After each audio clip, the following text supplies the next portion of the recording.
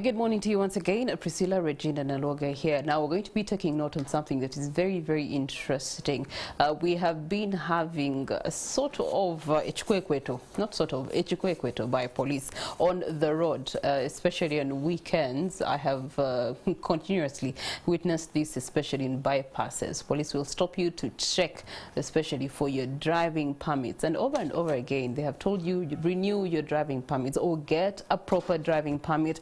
And many people have actually been going to, the right channels to get the driving permits. Others have actually landed in the arms of wrongdoers and have ended up getting fake permits that they've been using on the road, henceforth ending up on the wrong side of the law. So we want to understand the new technology that is under the Uganda driver's licensing system and if it can slim down on the forgery cases. Now, speaking of forgery cases, this week security officers took into custody suspects behind a racket of forging driver's licenses and other documents, and that was on September 7th. It all started at the premises of the Uganda driver's licensing system after a new technology detected suspected forgery. 3 suspects were taken into custody in affiliation to this, and I do have Alex Baguma, who's the head of operations at the Uganda driver's licensing system, to give us details on this and also to caution us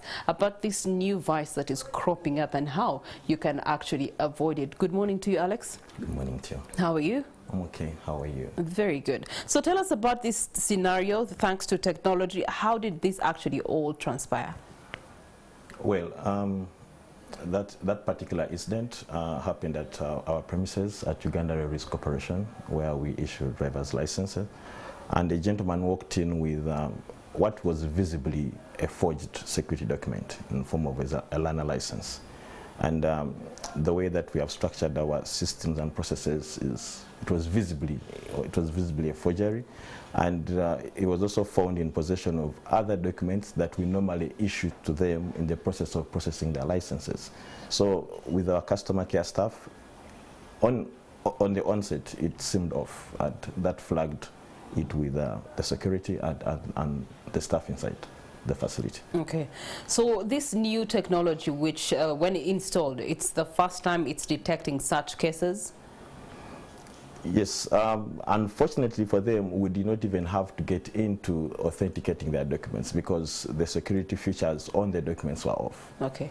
But yes, our system is in such a way that it is simple but yet robust in terms of detecting forgeries of the documents that are purportedly issued by us. So we map the documents we give you right to the actual owner who has that document. All right, so tell us about the security features that are on the driver's permit, because I know around 2020, 2021, there was change in the permit that was previously being held before that when you moved to Uganda Railways. So the security features that were then implemented into that license, tell us about those features. Well, the number of them with USPC and the ministry, the new licenses have been enhanced in terms of the security features. There are those that are visible by a trained eye, and there are those which require equipment. But I'll just go through those that are visible by a trained eye, such that it is easier even for one who possesses them to quickly understand. One is that there is a ghost image of yourself on the license at the bottom. So it is difficult to forge that, but a ghost image? Yes. Of myself? Yes. Of myself? Yes. Me. No, of the permit holder. Yeah. Yes, yes. If I'm the permit holder, yes. There's a ghost version of myself on the card. On the surface of the card, yes. Huh. That's one of the difficult ones to forge. Then there is the word DL that keeps illuminating at different angles of it. Also, the image of the permit holder is embedded into the card. So if someone were to superimpose an image on it, it would clearly glare out because it wouldn't fit within the features of the driving license. Right. And also, there is a map of Uganda that drives that is off the card. If you feel and touch it, you could be able to see that. And a ribbon that runs across. It is similar to that runs through the monetary notes. So in the middle, the shiny one. Yes, but this is on the extreme left side. Okay. So it is when you illuminate it, it is easier for you to tell. And those are some of the few that are difficult to forge. Okay, all right. So when we have, road users driving their cars on the roads, they're stopped by a policeman. We see the policeman with a certain gadget these days, upon which when they ask for your driver's license, they then pass it over that gadget. Tell us more about the relation between that gadget and the technology you're talking about. Well, the police officers nowadays have, we refer to them as verification gadgets. They're basically to authenticate that the license that you have is both valid and it actually belongs to you. Nowadays, we capture our relations with other sister agencies such as NERA and URA. Most of this information is obtained from the aggregators. So with those gadgets, they either scan it or they enter the permit number. And that permit number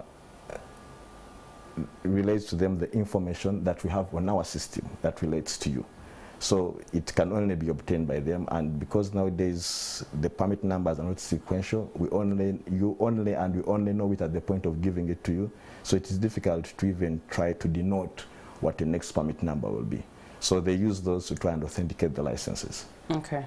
So should we assume that what you're seeing right there is a specimen of a driver's permit, and of course the back of it, the details there, and which class of car that you ought to be driving. When it comes to the class of car in particular, so you've had cases of people who are driving either a higher class. I think it would be more lenient for a person driving a lower class, but someone who's driving a higher class, how do you then handle that in terms of redirecting them?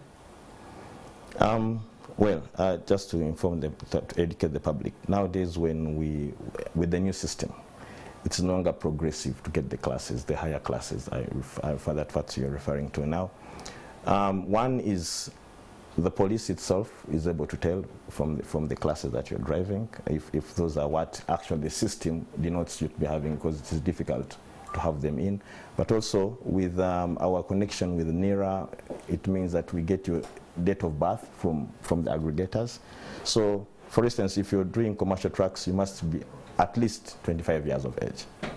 If you're driving commuter vehicles, taxis, buses, coasters, you must be at least 25 years of age and must have had at least 5 years driving the learner class, which is a B. So you must have been on the road for at least 5 years before you can even think of progressing or transitioning to either the taxi or the coasters in terms of progression. Okay, so in terms of the forgeries, then how exactly is this technology aiding in sorting out any form of forgery that is being done by, dubious people? Well, if the document is not issued by us, that's clearly that should be a red flag. So if someone, and I think nowadays they are referred to as plugs or brokers, if someone comes to you and says, look, pay us so much, we will come and give you a document, that should be a red flag, because our documents are issued by us and authenticated on the system to the actual bearer on the system. So anything that is created outside that system will not be on our system. It will not be on the police system. So at all ends, it will be a futile exercise, and unfortunately a big inconvenience. All right. And what would be the legal repercussions of someone who's found with a forged document? Well, those we submit to police to do the investigations, and then once they get to the bottom of actually where the culpability is, then depending on what they will have, the cases they are preferred, the courts handle. Usually we have police on site who refer them. So our cases stop with handing them over to police, and we leave the rest to government to sort out in the law. Okay, all right. Fika Salama is on, so we want to find out from you in regards to obtaining licenses, learner's license, and then those that already have their licenses, renewing them or getting new ones. What are the current procedures that people have to go through? What are the documents they need, all the information they must have with them in order to then come to your offices and process? I'll begin with the easy one. We're renewing licenses nowadays. We've made it so simple. You can generate a payment reference of the URA portal in the comfort of your sitting room, pay by mobile money or a bank transfer, and walk to our facilities with your original document, which is the expired license, and your NIN, or the actual national ID, and then the rest will be aggregated at the facility. All those are the 3 documents you need: a proof of payment, your original license, and then your NIN. For the learner licenses, we need your NIN or your national ID. We need you to have made the payment in the bank, or the same arrangement of generating the PRNs and then paying it, which is 60,000 shillings and nothing more. We need you to do medical tests. So you must come with a medical form that is certified by a medical practitioner of your eyesight, and your other, basically telling us that yes, so-and-so is able to maneuver a vehicle. And a proof of enrollment that you attach to a driving school, and it's where you're going to do the actual learning. And those 4 elements, you should be able to get a learner license. And thereafter, about a month or so, you should be able to go to the Inspectorate of Vehicles to do the testing. And once they certify you, they will inform us of that. And then you'll come and process the full license with that same documentation. Okay, and for a new license? Yes, that's the one. Okay, all right. So back in First Technologies, this process will take a few hours. Is that the case with the system now? Well, we want to believe it takes shorter now, but again, it depends on the time you come in and the stability of our systems. But they have been stable for a long time, so we want to believe that between 30 to 1 hour, you should be able to get your document at the Kampala facility and leave. In the regional offices, we have 6 regional offices. I was going to ask, because people were complaining, these are public services, why are they not decentralized? We have 6 regional offices in Jinja, Mbale, Arua, Gulu, Fort Portal, and Mbara. And in those, you should, once you get in, you should be able, the same procedures apply, only that you're given a learner license, and then, you're given a provisional permit, and within 48 hours, the license should be at that location. Or if you are in transit and you find yourself with an expired license in Mbale, you can request that you'll pick it in Kampala. So we are flexible in terms of where, but we give you a temporary document to show that actually you do have a permit, but you don't have the physical card with you at that point in time. All right, thank you so much, Alex. Your final what? One is thank you for giving me this opportunity to be able to interact with the public on this, but also to inform the public that we have made our processes so simple that it is cheaper for you to come for the actual document than do otherwise. And we also have a robust customer care center with toll-free numbers that you can call for inquiries, write us emails. We're on social media, and we do respond to the messages and all those queries at all times.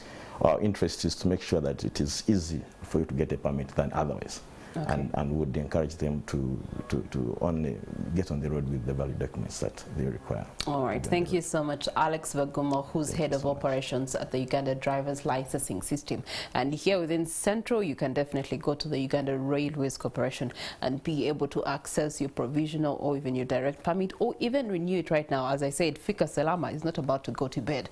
So you must have your permit, and a genuine permit, because he has told us about the verification devices that traffic police have, in order to make sure that the permit that you have is valid, but also it is yours. Now, we all know that it's a rainy season, and we've been seeing so many videos on social media of rains that have affected hotspots that have actually either claimed the lives of people or even property of people. Now, Ivan Warunyoro in Entebbe is going to be sharing with us those hotspots when it comes to this rainy season across different parts of Entebbe, the places you must avoid when you are in Entebbe on a rainy day. Ivan Walunyolo, good morning to